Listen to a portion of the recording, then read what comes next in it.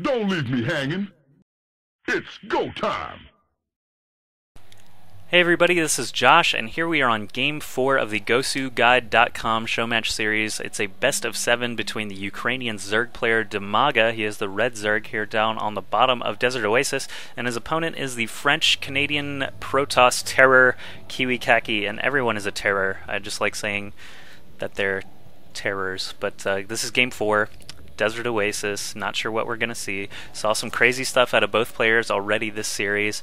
We saw Ling Baneling out of Dimaga against defensive KiWiKaKi. We saw Nidus play against defensive KiWiKaKi. We saw mass melee units, zero ranged units out of Dimaga against a very reactionary KiWiKaKi, and KiWiKaKi did a great job there in Game 3 reacting to the Ultralisks and Speedling build of Dimaga. So Dimaga's here stuck at 10. Finally, Overlord does come out. 2 drones are built immediately.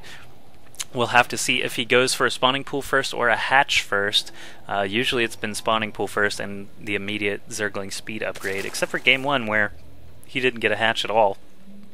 He just kept slamming his head against KiWiKaKi's gateways and cannons and didn't do too well for him. But this time around, what is KiWiKaKi going to do? Where's his first pylon built?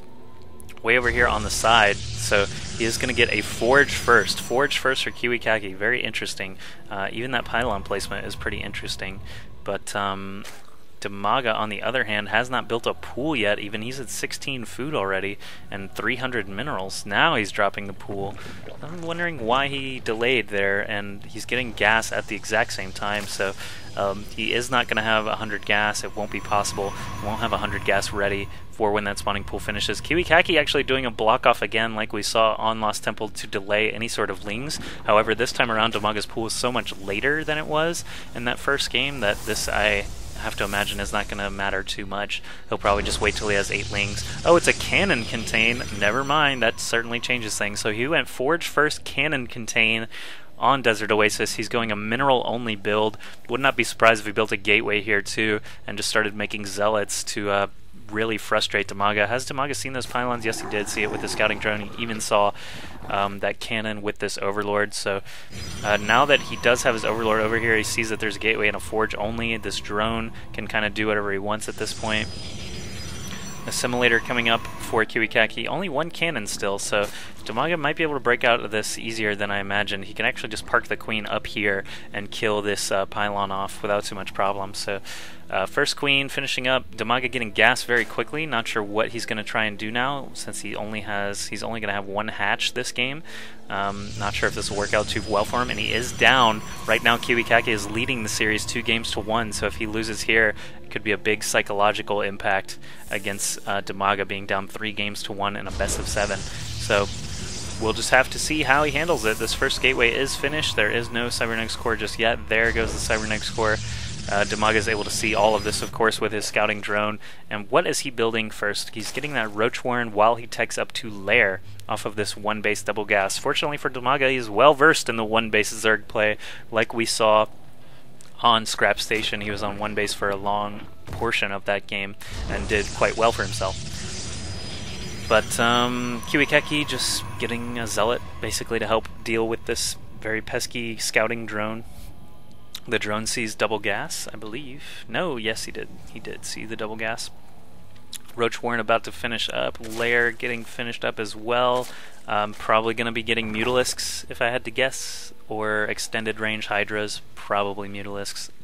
We'll just have to see. Dimaga plays unlike many Zerg players that I've seen before, so he could do something weird like Mass Infestor. I actually don't know very well, but Roach speed coming up very quickly as he builds those first 5 roaches, and the scouting drone is still alive, kiting and checking out everything there is to see. KiWiKaKi getting up to 3 gateways now. He's building that sentry first just to block the ramp in case this cannon contain is broken down. KiWiKaKi actually still has a probe running around here unhindered. What is going to be first? Nidus network. Okay, so I probably should have guessed that. He used it in Scrap Station in Game 2. Just got those first like 7 roaches out and then got the Nidus network. So I have not seen these games yet. I don't really know what's going to happen. Sorry if I missed something. But also, Burrow is being researched. Is he going to get tunneling claws after this? We'll just have to see.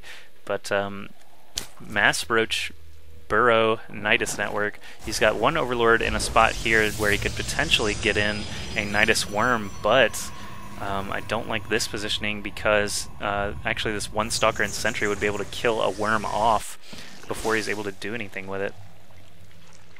So Overlords are crapping creep now, getting some room to move around. This Queen probably could have already taken out these pylons, like I said. It just actually has the range to stay out of range of that cannon. But where's the worm going to be? Oh, it's up here at the top of the map. KiWiKaKi has not even tried to expand yet, so that won't matter too much. But he's still going to have to be able to come up this ramp, and with this Sentry here, he will be able to block that ramp off. Tunneling Claws, if Dimaga did have Tunneling Claws, they're coming now. He could tunnel underneath... tunnel underneath the force field on the ramp, but all these Stalkers here are going to be able to do extra damage against armored. Oh, the burrow, of course KiWiKaKi doesn't have any detection. He doesn't even have a robotics facility or a single cannon built there. So these roaches can actually just hang out for a while until that force field goes down, and they're already up the ramp. They can burrow again. And they're granting vision up the cliff here for Dimaga. How key is that? I never see this play. That's awesome. So now Tunneling Claws are being researched. We'll just have to keep an eye out in the production tab because I don't want to miss anything up here. But basically, when a roach gets low health, he can just burrow it and it'll go up to full health because KiWiKaKi does just now have a robotics facility trying to get up, and it's only about 50% done. He can leave these burrowed here, and the roaches come up the ramp finally. Tunneling Claws still not finished, but how many roaches does he have up here in the base of KiWiKaKi? He's got about 13 roaches against a handful of Stalkers. He does have a good number of Stalkers here. 11 Stalkers against 13 roaches. I have to give the edge to the Stalkers. And now this detection is on the field, this one cannon. So if these roaches are careful, they will be able to kill this gateway, pylon, cybernetics core, and other pylon before this observer comes out. Actually, no, you'd have to be really quick to do that. So Dimaga actually might be in trouble here. He also has not broken that cannon contain. I just took a glance down at the minimap and I see that all those yellow dots are still there. There he tunnels under the force field like we mentioned earlier. Now there are quite a few roaches here, and only one goes down there, but now the detection is here, so Dimaga's element of burrowing and moving is going to be less effective. These Stalkers are doing great damage to the roaches, so I have a feeling Dimaga is probably going to be losing these forces here and being forced to GG. This is just way too many Stalkers for this number of roaches. See how quickly they get thinned out, especially with that detection in the area. No amount of healing is going to save those roaches. So KiWiKaKi takes game 4 on Desert Oasis, and now the series is 3-1 in his favor. So let's go to game 5 and see if Dimaga can fight his way back.